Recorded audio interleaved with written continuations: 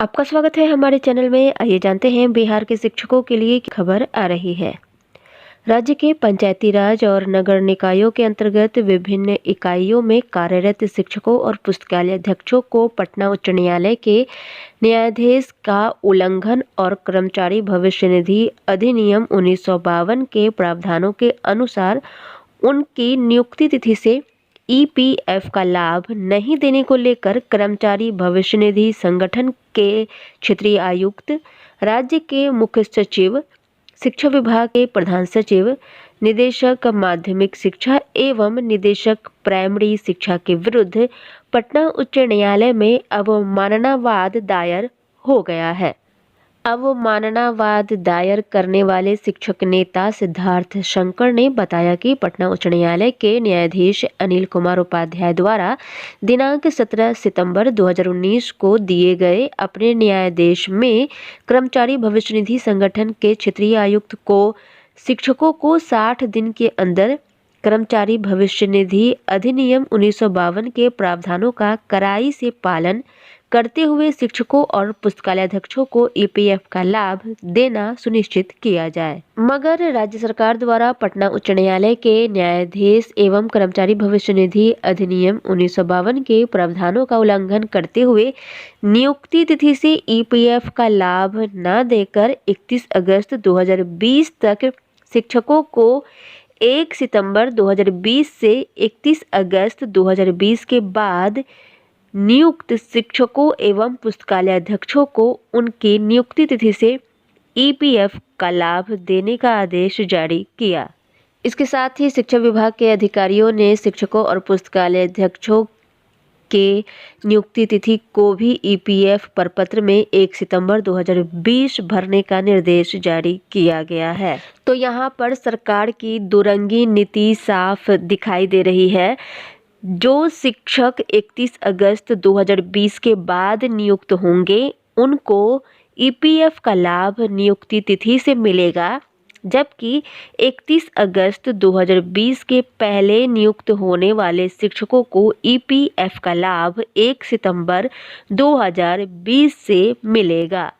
यही नियम बिहार सरकार ने बनाया है, जिसके तहत अवमानना वाद दायर किया गया है। इस अवमानना वाद में मांग की गई है कि 31 अगस्त 2020 से पहले जितने भी शिक्षक नियुक्त हुए हैं सभी को ईपीएफ का लाभ नियुक्ति तिथि से मिलना चाहिए। सभी के लिए एक समान नियम होना चाहिए। किसी को नियुक्ति तिथि से बिहार सरकार ईपीएफ का लाभ दे रही है तो किसी को 12 साल के बाद, किसी को 8 साल के बाद, किसी को 5 साल के बाद या किसी को 2 साल के बाद ईपीएफ का लाभ मिल रहा है। सभी शिक्षकों को नियुक्ति तिथि से ईपीएफ का लाभ मिले, इसके लिए अवमानना वाद दायर हो गया है। इधर शिक्षा विभाग ने सभी जिलों से निष्ठा प्रशिक्षित शिक्षकों का ब्यौरा तलब किया है। बिहार शिक्षा परियोजना परिषद ने जिलों से यह ब्यौरा मांगा है। गौरतलब है कि बीईपी और एससीईआरटी संयुक्त रूप से एनसीईआरटी के दिशा निर्देश पर सभी शिक्षकों को निष्ठा की ट्रेनिंग दे रही है।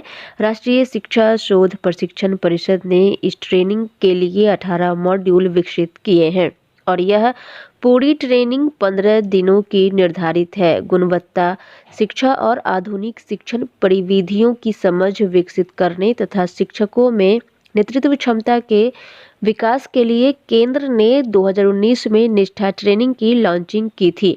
बिहार को 3.5 लाख शिक्षकों को प्रशिक्षित करने का लक्ष्य दिया गया था। वर्ष 2019 में ही राज्य के 2.25 लाख शिक्षक निष्ठा प्रशिक्षित हो गए थे। इसके लिए एससीईआरटी और बीईपी ने आरंभ में ही बड़ी संख्या में मास्टर ट्रेनर तैयार किए थे। हाल ही में एससीईआरटी के निदेशक गिरिवर दयाल सिंह ने भी सभी डीईओ से निष्ठा प्रशिक्षण को लेकर लक्षित शिक्षकों का आंकड़ा मांगा था। अभी फिलहाल सभी जिला शिक्षा पदाधिकारियों को निर्देश दिया गया है कि जितने भी शिक्षक ट्रेंड हो चुके हैं निष्ठा प्रशिक्षण प्राप्त कर चुके हैं, सभी का ब्यौरा जल्द से जल्द शिक्षा विभाग में भेजा जाए। जिन शिक्षकों का ये ब्यौरा नहीं भेजा जाएगा या जो शिक्षक अभी तक निष्ठा प्रशिक्षण प्राप्त नहीं किए हैं, उन सभी शिक्षकों का वेतन बंद हो जाएगा। इधर बिहार सरकार ने एक और नियम लागू कर दिया है, जिसके अंतर्गत कहा गया है कि नर्सरी से 5वीं तक कोई भी छात्र फेल नहीं होगा। स्कूल की वार्षिक परीक्षा इस बार आसान होगी। जहां परीक्षा में प्रश्न पत्र भी आसान होंगे, वहीं स्कूल द्वारा प्रयास किया जाएगा कि कोई छात्र फेल ना हो।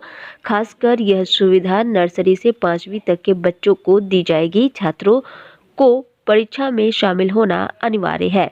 आपको बता दें कि स्कूल में नर्सरी से 5वीं तक वार्षिक परीक्षा शुरू हो चुकी है। कई स्कूलों में इस सप्ताह में परीक्षाएं शुरू होगी। किसी स्कूल ने ऑनलाइन तो किसी स्कूल ने ऑफलाइन परीक्षा का शेड्यूल निकाल दिया है। स्कूलों की माने तो परीक्षा किसी भी तरह से लिया जा सकता है, लेकिन बच्चे को उत्तीर्ण करने की कोशिश की जाएगी।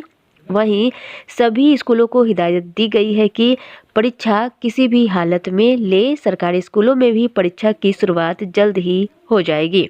इसके साथ ही 75% उपस्थिति की शर्त भी अब खत्म हो गई है। शैक्षणिक सत्र 2020 से 21 में स्कूलों में नामांकित सभी बच्चों को साइकिल, पोशाक और छात्रवृत्ति की सुविधाएं दी जाएगी। सभी बच्चों के लिए 75% की अनिवार्यता को समाप्त कर दिया गया है। यह सिर्फ इस साल के लिए किया गया है। सीएम नीतीश कुमार की अध्यक्षता में मंगलवार को राज्य कैबिनेट की बैठक में यह निर्णय लिया गया। बैठक में कुल 45 प्रस्तावों को मंजूरी मिली है। राज्य सरकार के इस निर्णय से पहली से 12वीं के 2 करोड़ से अधिक बच्चों को लाभ मिलेगा। कोरोना को लेकर स्कूल बंद रहे हैं, इस कारण सभी बच्चों को राशि देने का फैसला लिया गया है। बच्चों को यह राशि खाते में हस्तांतरित कर दी जाएगी। इसी माह यह राशि बच्चों के खाते में भेजी जानी है। 10% उपस्थिति वाले छात्र भी परीक्षा दे पाएंगे और सभी बच्चों को अब साइकिल की राशि मिलेगी, पोशाक राशि मिलेगी और छात्रवृत्ति भी मिलेगी। जिस बच्चे का नामांकन है उसको भी सारी सुविधाएं मिलेगी। आज की खबरों में बस इतना ही। शिक्षा संबंधी सभी प्रकार की खबरों के लिए चैनल को सब्सक्राइब करें। अगर आपको ये वीडियो पसंद आया है तो वीडियो को लाइक एवं शेयर करें। वीडियो देखने के लिए बहुत बहुत धन्यवाद।